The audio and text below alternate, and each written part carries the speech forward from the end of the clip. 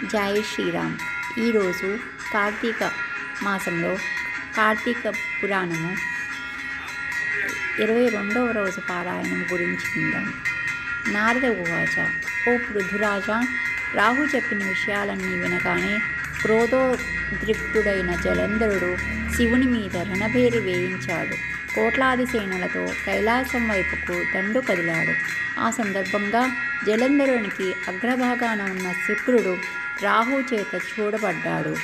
తత్ఫలితంగా జలంధరుడి కిరీటం నేలకు పడింది. రాక్షస సేవ విమానాలతో కిక్కిర్చిన ఆకాశం వర్షాకాలపు మేఘావృతమైన ఆకాశం వలె కనిపించసాగింది. ఈ రణోద్యోగాన్నెరిగిన దేవతలు ఇంద్రుణ్ణి ముందర ఉంచుకొని రహస్య మార్గాన శివుడి సన్నిధికి వెళ్ళి యుద్ధ వార్తల్ని విన్నవించారు. ఓ దేవాదిదేవా, ఇన్నిన్నాళ్ళుగా వాని వల్ల మేము పడుతున్న ఇక్కట్లన్నీ నీకు తెలియను. ఈ వేళ వాడు నీ మీదకే దండెత్తి వస్తున్నాడు. సర్వలోక కళ్యాణార్థం వానిని జయించు తండ్రి అని ప్రార్థించాడు. వెనువెంటనే విరూపాక్షుడు విష్ణువును స్మరించాడు. విష్ణువు వచ్చాడు. అప్పుడు శివుడు ఆయన్ను చూసి, కేశవ, గత జగడంలోనే ఆ జలంధరుని జముని పాలు చెయ్యకపోయావా? పైపెచ్చు వైకుంఠాన్ని కూడా వదిలి వాడింట కాపురం ఉండటమేమిటి అని ప్రశ్నించాడు.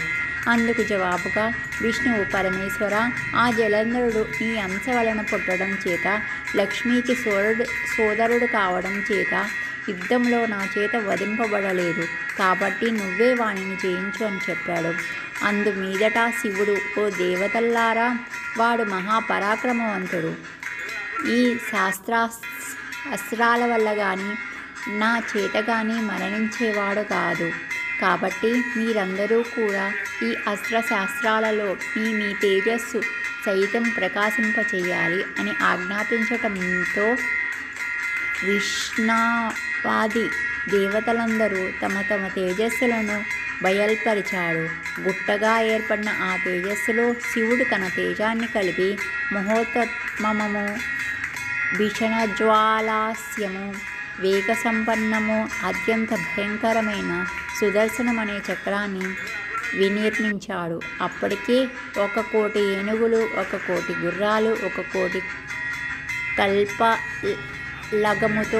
కైలాస భూములు చేరిన జలంధరుని దేవతలు ప్రమదగణాలు ఉక్కుమ్మడిగా ఎదుర్కొన్నాయి. నందీశ్వర, విఘ్నేశ్వర, సుబ్రహ్మణ్యేశ్వరాదులను కూడా తమ తమ గణాలతో సహా జలంధరుని మార్కొన్నారు. 2 తెగల మధ్యన భయంకరమైన సంకుల సమరం కొనసాగింది. ఇరుపక్షాల నుంచి వచ్చే వీరరస ప్రేరకాలైన భేరి మృదంగ శంఖాది ధ్వనులతోనూ, రథనేమి ధ్వనులతోనూ, గజఘింకారాలతోనూ భూమి విపరీతమైన ధ్వనులతో ప్రకంపించసాగింది. పరస్పర ప్రయోజితాలైన శూల, పట్టిస, తోమర, బాణశక్తి, గదాయాయుధ భరితమైన ఆకాశం పగలే చుక్కలు పొడిచినట్లుగా ఉంది.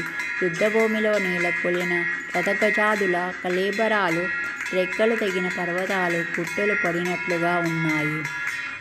ఆ మహాహవంలో ప్రమద బాణోపహతులైన దైత్యుల్ని శుక్రుడు మృత సంజీవని విద్యతో పునర్జీవింపచేయసాగాడు. ఈ సంగతి ఈశ్వరుని చెవిన పడింది. తక్షణమే ఆయన ముఖం మంచి కృత్యానే మహాశక్తిని ఆవిర్భవించింది. అది అత్యంత భయంకరమైన తాలు జంగోదర వక్త్రస్థానాలతో మహావృక్షాలను సైతం కూలగొడుతూ రణస్థలిని చేరింది.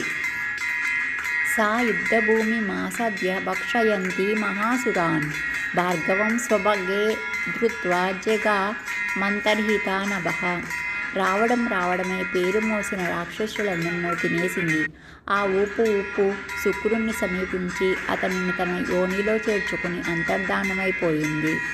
మరణించిన వాళ్ళను మళ్ళా బతికించే శుక్రుడు లేకపోవడం వలన ప్రమదగణాల విజృంభణకు రాక్షసేన మొత్తం తుఫాను గాలికి చెదిరిపోయే మబ్బు తునకల వలె చెల్లా చెదిరైపోసాగింది. అందుకు కినిసిన శుంభ, నిశుంభ, కాల, నేమ్యాది సేనానాయకులు అగన శర పరంపరతో శివగణాలను నిరోధింపసాగారు. చక్కటి పంట మీద మిడతల దండులాగా తమ మీద పడే రాక్షస బాణాలకు రక్తసిక్తదేహులై అప్పుడే పూసిన మోదుక చెట్ల వలె తయారైన శివసేనలన్నీ తిరుగుముఖం పట్టి సాగాయి. అది గమనించిన నందీశ్వర, విఘ్నేశ్వర, సుబ్రహ్మణ్యేశ్వరులు అగ్రహావేశులై రాక్షస సేనల మీదకు విజృంభించారు. నందీశ్వరుడు కాలనేమితోనూ, విఘ్నేశ్వరుడు శంభుడితోనూ, కుమారస్వామి నిశంభుడితోనూ ద్వంద్వ యుద్ధాలకు తలపడ్డారు. నిశంభుడి బాణాఘాతానికి సుబ్రహ్మణ్య స్వామి వాహనమైన నెమలి మూర్ఛపోయింది. నందీశ్వరుడు తన బాణ పరంపరతో కాలనేమి యొక్క గుర్రాలను, జెండాను, ధనస్సును, సారథిని నాశనం చేసేశాడు. అందుకు కోపించిన శంభుడు విఘ్నేశ్వరుడి వాహనమైన ఎలుకను బాణంతో వధించాడు. అది కదలలేని పరిస్థితి ఏర్పడటంతో వినాయకుడు గండ్రగొడ్డలిని ధరించి కాలినడకన శంభుని చేరి వాని వక్షస్థలాన్ని గడనేశాడు. వాడు భూమిపై పడిపోయాడు. అది గమనించిన కాలనేమి, నిశంభులు ఇద్దరూ ఒకేసారిగా గణపతితో కలియబడ్డారు. దీనిని గుర్తించి వారి మధ్యకు రంగప్రవేశం చేశాడు వీరభద్రుడు. వినాయకునికి సహాయార్థమైన వీరభద్రుడు కదలకానే కూస్మాంద, భైర, బేతాళ, పిశాచ, యోగిని గణనాలన్నీ ఆయనను అనుసరించాయి. గణసహితుడైన వీరభద్రుని విజృంభణతో రాక్షస గణాలు ఆహాకారాలు చేశాయి. అంతలోనే మూర్ఛదీరిన నందీశ్వర, కుమారస్వాములిద్దరూ పునః యుద్ధంలో ప్రవేశించారు. వాళ్ళందరి విజృంభణంతోనూ వీగిపోతున్న తన బలాన్ని చూసిన జలంధరుడు అతి అని పతాకం గల రథంపై వచ్చి ఈ సమస్త గణాలను ఎదుర్కొన్నాడు. జలంధరుడి బాణాలతో భూమ్యాకాశాల మధ్య ప్రాంతమంతా నిండిపోయింది. 5 బాణాలతో విఘ్నేశ్వరుని, 9 బాణాలతో నందీశ్వరుని, 20 బాణాలతో వీరభద్రుని కొట్టి మూర్ఛపోగొట్టి భీషణమైన సింహగర్జన చేశాడు. వాడి గర్జనతో ముందుగా స్పృహలోకి వచ్చిన వీరభద్రుడు 7 బాణాలతో జలంధరుడి గుర్రాల్ని, పతాకాన్ని, కొడుకును నరికివేశాడు. మరో 3 బాణాలు అతని గుండెలలో గుచ్చుకునేలా నాటాడు. దానితో మండిపడిన జలంధరుడు పరిఘ అనే ఆయుధంతో వీరభద్రుణ్ణి ఎదుర్కొన్నాడు. అద్భుతమైన యుద్ధం చేసేయారు వాళ్ళు.